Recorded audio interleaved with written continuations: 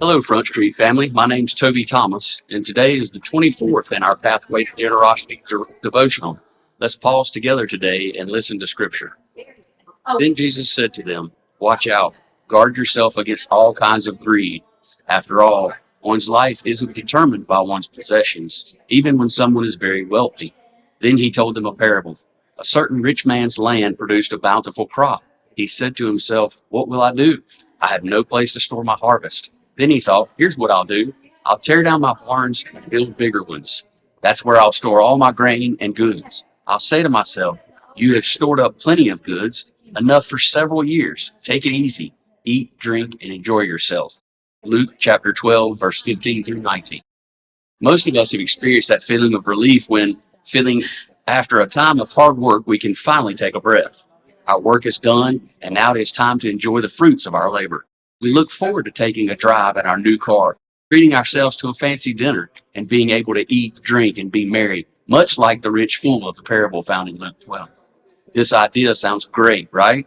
But Jesus tells the crowd, with harsh criticism, God's thoughts on greed. But God said to him, "Fool, tonight you will die. Now who will get the things you have prepared for yourself? This is the way it will be for those who hoard things for themselves and aren't rich towards God." Luke 12, 20 through 21. The rich fool will die, and the stuff he has accumulated will be worthless to him. Ouch. Seems that although that rich fool had amassed substantial wealth, he forgot to acknowledge God's role in his success. Instead of expressing gratitude to God for his abundance, he became complacent.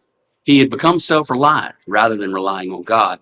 The journey of generosity begins with a fundamental understanding that God is the source of everything. Our relationships, skills, and even our wealth are blessings from our Creator. Being sealed by faith means we understand we are not self-made, but God-made.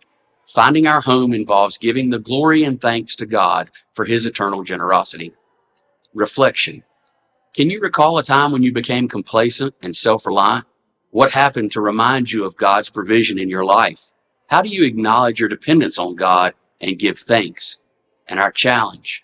Try spending an entire day being attentive to all the ways in which God has provided for you. Keep a list in your journal and reflect on each one. Did you notice that while you're listing your blessings, they keep coming? How can you express your gratitude to God?